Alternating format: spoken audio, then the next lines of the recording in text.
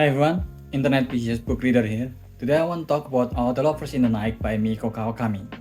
Our main character Fuyuko Irie is a freelancer proofreader in her 30s. Proofreaders are the people who make sure that someone's writing is clean, they check the grammar and everything. It's a job perfect for people who keep commenting. It's actually there, not there. She kinda become both freelancer and proofreader by choice. Before becoming a freelancer, she worked at a small publisher company also as a proofreader. Fact-checking and cleaning up sentences are the same as she did now. But she quit the company because she couldn't handle having to socialize with people at the company. And over time, from having to skip company's hangout every time she was asked, her colleagues at the little office started to become bitter to her for not wanting to go hang out with them, which is quite immature but very human at the same time.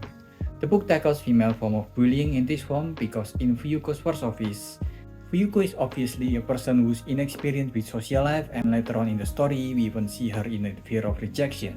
But in the office, instead of nurturing her and teaching her how to socialize, there's first a performative action on trying to get her to hang out with them, and when she cannot fit in or don't want to fit in, they made fun of her for her inability to fit in instead. There's the whispering behind their back that is a bit too loud because obviously they wanted the target to hear their whispers. There's the occasional sticking their nose where it doesn't belong by asking pointed questions like how are you getting married, when are you getting married, when are you having kids, to people just living their life and doing their job properly without bothering other people. You know, cowardly stuff like that. It stings so much of their own insecurities in life where they'll get angry and offended if they were called out on it. And as everything immature tends to be, it got worse. Their passive aggressive escalated to become some kind of social bullying where they started targeting rumors and make more pointed questions at Fuyuko at a higher frequency. That's when an older colleague that she used to work with called Kyoko contacted her. She offered her some part-time jobs to proofread for the place Kyoko currently worked at, and Fuyuko doesn't watch TV, read books, or listen to music in her free time. She doesn't have friends to go out with or just spend some time chatting. In short, she had some free time after work in her life, so she took the offer. And it is in this part-time job that Fuyuko met Hijiri, a confident woman that had a much better social skill than Fuyuko, and they formed some sort of friendship with each other despite being very different people. One day Hijiri asked her about her job. Fuyuko, afraid of complaining and offending Hijiri, answered in a roundabout way about not being comfortable with her workplace at the office despite liking the job. Fortunately, Hijiri is more experienced with reading social cues, so she offered Fuyuko if she wanted to quit the company and take more job as a freelancer. She might lose some things like pensions and insurance. She can always take more job as a freelancer that way. After thinking about it for a while with Hijiri's encouragement, Fuyuko decided to quit the office job and started working full-time as a freelancer, which I know is not exactly makes sense. Even here we can see that Fuyuko immediately started overthinking her decision to quit the job that offers her the most stability. Everybody in this life has something they have to put up with. An uneasiness laced with regret climbed its way up my throat.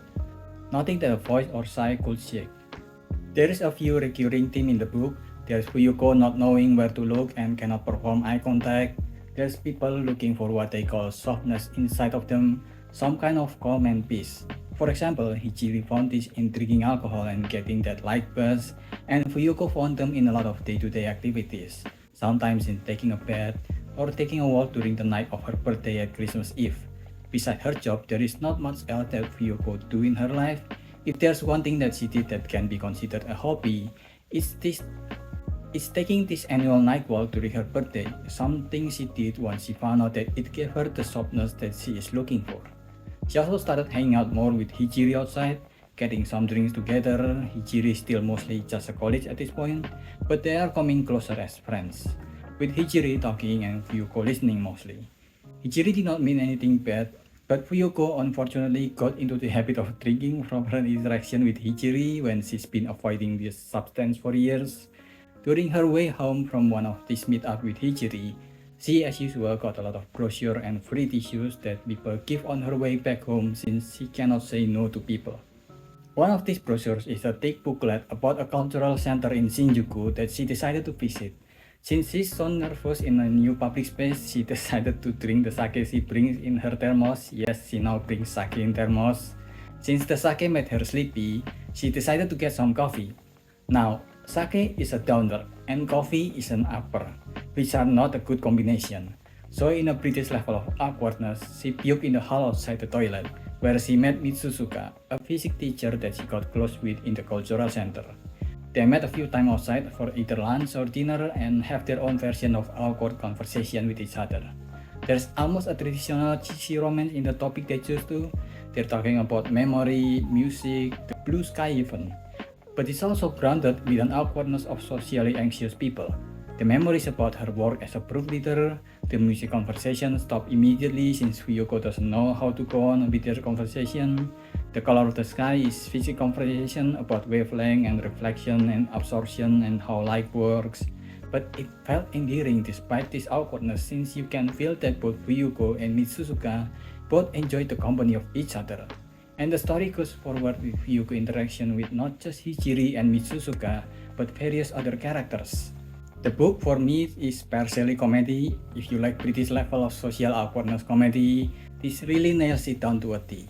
Japan is quite similar to British after all in their societal non-aggressiveness that can at times make some people there become passive-aggressive, which Fuyuko will have to learn to witness and learn how to handle. Also, since the story is told only through Fuyuko's point of view, and since she's not the best at picking up social cues, she naturally becomes an unreliable narrator, and this makes you keep guessing on the motivation of the other characters that surrounds her. Is Hijiri actually that good of a person? How about Mitsusuka? Is he suspicious as a character or not? How similar and how different is each character from each other? They're also sure that they're the ones who have seen the light, and it's the only identity they've got, so they can't keep their mouth shut. They're always so loud about it too. Like they need you to see how happy they are, and they walk away feeling great about themselves because they were generous enough to share the secret to their happiness with everybody. Anyway, they just want to feel superior. It's like some superficial celebrity complex. There's also a theme of imperfection that carries through the story. In each of the journey that Ryuko takes in the story, there's a demand that comes from other to be. Whether it's to get married, to have kids, to not have kids, to be independent, to be more sexual, to be less sensual, which is an interesting conversation to have because since a long time ago, there's this habit that people have of trying to control how other people live in a way that's unhealthy. It's like they cannot tell the difference between giving advice and trying to control other people, which usually just turn into something toxic and ugly. But from each of these interactions, there is something that the main character Fuyuko learn and grow from, albeit very subtly. There are people who spend every day immersed in their consideration, like the younger woman I saw standing by the shelf, following the trajectories detailed in these books, doing things to become happier, to become better version of themselves. This woman had so many choices, and so many temptations, so many layers of coincidences and incidents, and the choices they made would change the color of their lives. They were surrounded by possibility. If you want to boil it down to its essence, the book is a slice of life about Fuyuko finding her own self. A late coming of age kind of story where the main character is finding themselves at their late 30s. At the start of the story, Fuyuko is almost a blank slate even with a certain past trauma. It was only during the story that she started learning things about herself. What she liked, what she don't like, even finding music. How anxiety will always be a big part of her, and that's okay. Because even in people that she looks up to, people that have better social cues reading, this social anxiety also exists within them and they can also make mistakes due to it. And there's a ton of other subtleties in the story, including its various symbolism that you can dig into if you wanted to, which is amazing. Japanese storytelling is not exactly famous for subtlety. If it wants to tell you something, it tells you like a brick thrown into your face. It can be so bad with subtlety that is drama acting is even known as anime acting. It just means overacting. So I'm glad that there are more stories like Drive My Car or Perfect Days or this book. I give this a 4.5. What do you think? Are you gonna read it? Did I miss anything? Leave your thoughts in the comment below and subscribe to the channel. That's about it.